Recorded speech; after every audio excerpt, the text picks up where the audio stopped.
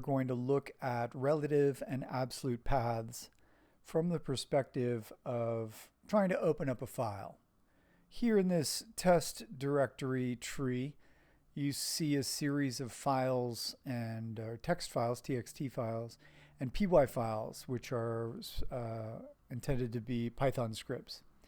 Now, when we open a file, Python needs to tell the operating system where the file is.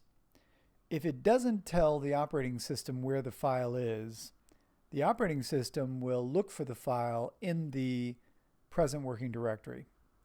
So what is the PWD? What's the present working directory?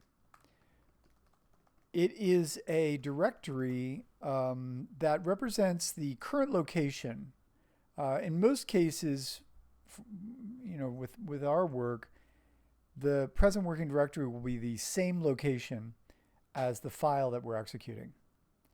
So when we execute a file in a particular directory, that becomes the starting point from which Python can indicate to the operating system where the file is. So let's take, for example, test2a.py. The current location of test2a.py, the present working directory, is in dir1/dir2a, the dir2a directory. So that is the present working directory. That is the current directory. Now, as I said, unless we actually indicate to the operating system where the file is, it will assume the present working directory. What this means is that we could open file 2a from test2a without any path information. Let's take a quick look. Here I've got in my, this is in the Introduction to Python folder, session 03. I've got the directory tree here. It has the same structure as the one I showed earlier in the illustration. And as far as 2a, dir2a, just fold this up. As far as dir2a is concerned, the present working directory is dir2a for this script, test2a. So here's test2a. All we're doing in test2a is attempting to open and read a file. We haven't specified which file. But if we wanted to open a file in the present directory, we would simply put that file name there. So I'm going to open up file2a.txt. And if that is a correct file name, it should open and show me the contents of the text file. In fact, you'll find that all text files just simply announce what they are. This is file 3b, and it says this is file 3b. 2a says this is 2a, etc. So when we want to open a file that is in the same directory as the the script that we're executing, we don't need to give it any path information. So that would be the first rule to keep in mind. When opening a file in the same directory as the script, which, as you know, is the present working directory, no path information should be included. Now, I haven't shown you a path yet. I'll just say that you'll just use the file name itself as the file to open. Since, as I said, the default is to search in the local directory, that's where Python will look if we don't tell it anything else, if we just give it the file name. On the other hand, if we choose a different file, like let's say file 2b, which is in the dir2b directory, that won't work. We can try to open it, but we're going to find that it gives us a file not found error. It can't find it. And that's just because it only looked in the present working directory. It only looked in that particular place. So the question becomes, if we're trying to open a file that is not in the same directory as the script we're executing, what do? Keep in mind that this is usually going to be the case. It's not going to be normal for us to be opening up files that are in the same directory as our script. Once you start writing a number of scripts and you start building out a code base, you're going to find that the files that you want to open are usually located in a different directory from the present working directory, in a different directory from the place where you would execute the script. So the question would become, if I'm in a particular directory, let's say I'm in dir1, and I'm going to be opening up test1.py, but I'd like to open up, let's say, file2a from here. I certainly can't say file2a because, again, we have to be aware of which directory we're in before we put in a file name without any path information, without specifying some other directory. The present working directory, dir1 in this case, is going to be the only place that Python will look for that file, or the operating system will look for that file, and so we'll be told that it can't be found. So how would we open file2a from dir1? How could that be done? Well, we need to know where the file is relative to our current location, our present working directory. The present working directory for this file, test1, is dir1. That's where it's located. So where in relation to our present working directory is the file we want to open? And the answer is it's in a folder that's actually in this folder. So it's in dir2a.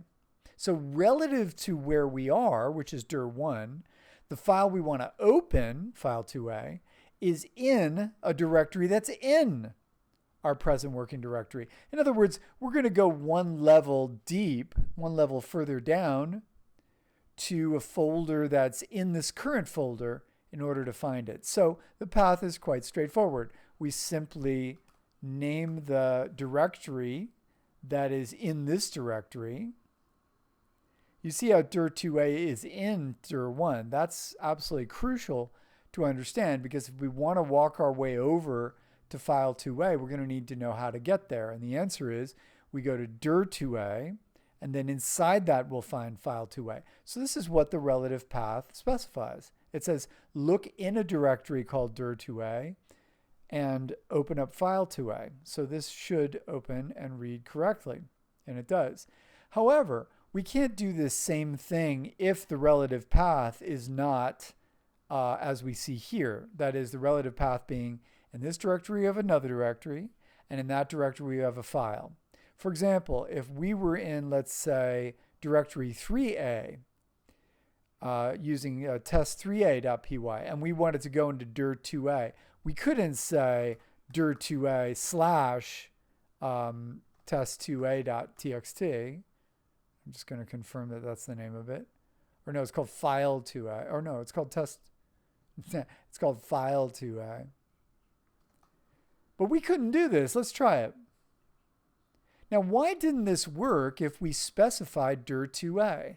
The answer is because dir2a is not in our present working directory. So it goes back to the initial question. Where is our present working directory? And we need to know that if we're going to create a relative path. Let's look. dir3a is in dir2a. And so we are in test3a. So we're in dir3a. So relative to where we are, we could go into dir4, for example, and go to file4.txt. That would work. dir4, file4. That would work because that's its location relative to where we are. Again, we need to know where we are. Where are we? We're in dir3a. So, brings the question together then. If we're in dir3a, how do we specify a file that is in a directory that's above where we are? We're down here in 3a. We want to go up one to the parent. And then we want to open up file2a from there. So the answer is our relative path needs to have the special indicator that indicates that we're going up one. ... Now, since every directory has only one parent, ... makes unambiguous sense as long as you know where we are. We're in dir3a. So what does ... represent? It represents dir2a. Again, we can't say dir2a because that implies that dir2a is in dir3a. It gets a little confusing. But you need to be aware of where you are and what level is above and below you, where you're trying to go. At this point, if we're in dir 3a, which again, remember where we are, we're in dir 3a, and we want to go up one to dir 2a, we're going to need to say ... slash. That's the only way to do it with a relative path. You need to say go up one and find that directory. And once you're in dir 2a, you can specify file 2a. That's really where we want to go. So now we're going to read file 2a from test 3a. Now this set of directories, which are nested one within another, this is arbitrarily complex, obviously. I'm just creating a little playground for us to play around with these files. What you want to be able to do is be able to reach any file from any script within this tree. And it can get kind of complicated. The three important locations that we've seen are the local directory. File is in local directory. Then we don't need any path information, just the file name. On the other hand, if the file is in a child directory, specify the folders that lead to the file, then the file name. So again, that's what we did before. Let's say we're in test 3a and we want to go to dir 4 and find inside dir 4 file 4. This can be a little bit confusing to read. Let's make sure that we understand that files that are in a directory are indented underneath them. So in dir 3a we have dir 4, file 3a, and file 3a. Now, test 3a. You're going to have to read through this and make sense of it on your own. But as I say, there are three locations that we've looked at. The first was the present working directory. So the file's in the local directory, then you just use the file name. And we did that earlier. If the file is in a child directory, let's say we're in 3a and we want to read file 4. Now take a look at that. We're in dir 3a, but we want to go to file 4. What's the proper path for that? You would specify dir 4 slash file4.txt. In other words, relative to where we are, which is dir 3a, we find dir 4 is in this directory, and in that we find file 4. So this should correctly open the file. Now let me ask you this question. Let's say that I was all the way down here in test1.py, and I want to open up a file that is in dir 3b. How am I going to do that? Well, again, you need to be aware of the relative path, or the current location, and then devise the relative path based on that. We're in dir 1. We want to go to 3b. Where is it? We want to open up this file from dir 1. What's the path we'll use there? You're going to specify the first folder that leads to the file, which looks like dir 2b. Do you see that there? Then the next folder that leads to the file, dir 3b. Then the file in question. So you can use multiple directories to lead down into the child folders that lead to our file. Now, in cases like this, I've made an error, so we're going to need to take a quick look. The most important thing, well, the very first thing is going to be, what directory are we in? Now, in test1.py, I know I'm in dir 1, so great. The next thing we're going to need to do is make sure that the folder that we want to go to next is in dir 1, which it is. In dir 1, we have dir 2b, so that looks correct. Inside there, we have dir 3b. And inside dir 3b, we have test 3b. So what's wrong with this path? This is the other problem that you're going to need to be very painfully aware of. If you type the name of the file, of course Python can't find it. It wasn't called test 3b, it's called file 3b. So now let's run that. Okay, great, that works. This worked only because we were aware of where we were, and we were aware of the path that leads to the file. So inside dir 1, we have dir 2b. Inside that, we have dir 3b. And inside that, we have file 3b. And that's how we're able to travel up. So that was the second main location. First is the local directory. Second is in a child directory. So you're going to specify the folders that lead to the file and then the file name. Finally, the file is in a parent directory. How are we going to deal with that? Well, again, don't forget, the way to specify a parent is not through the parent's name, because that will assume a child relationship, but instead to say ... So let's take this special question. Let's say I'm over here in test 3b, and I want to open, first, let's just open file 2b. How am I going to open file 2b if I'm in dir 3b? I'm going to have to specify first the parent, which takes me to dir 2b, and then I can say file 2b, or not to be. However, what if I wanted to go even further and say from 3b, I'd like to go down to file 1. How am I going to get down in there? Well, from dir 3b, I'm going to go to the parent, dir 2b. Then I'm going to go to that parent, dir 1. And there I'll be able to find the file. So look, I can say ... / file 1.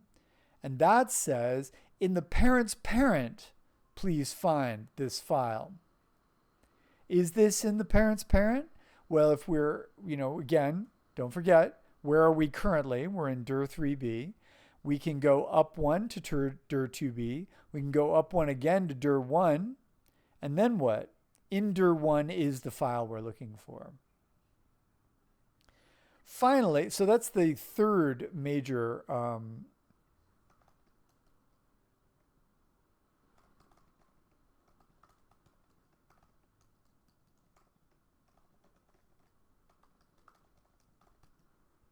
I should say to the parent folder, or ... / to get to the grandparent folder, etc. The very last thing I'll show you is a little bit of a trick. Well, not really a trick, but just something to add to this whole idea. Let's say I'm in dir 2b, and I've got a file called test2b, and I'd like to open file 2a. Now, can you see a way to do that? Well, you want to begin by going to the parent, because the thing is, you can't specify dir 2b. Why? Because dir 2b, if you just put dir 2b by itself, it's going to assume a child relationship. That's how you could get to dir 3b, but no, that's not what we're doing. We actually want to go to dir 2, well, let's say I'm in dir 2b and want to go to dir 2a. I can't say dir 2a from dir 2b, because that would assume that dir 2a is in dir 2b. So what I have to do first is say, let's go to the parent. The parent meaning dir 1. And then once I'm in the parent, I can then go travel down to the folders that I want. So up from dir 2b, up to dir 1. And then from there, down to 2a. And there I should be able to find file 2a. Now, with just a little bit of practice, you shouldn't have much problem getting used to this whole system. Understanding that the relative path depends on you knowing where you are currently, and then knowing what folders are available as child folders, and what folders will you go to if you ask for a parent folder. Then you should be able to construct a relative path that takes you from where you are currently to where you want to be when you open the file. One thing I'll say is that although an absolute path will work, I want you to begin with relative paths first and master relative paths before you start trying to use absolute paths. Absolute paths are great, and we will talk about them, but for now, let's use relative paths, and let's have a ball doing it.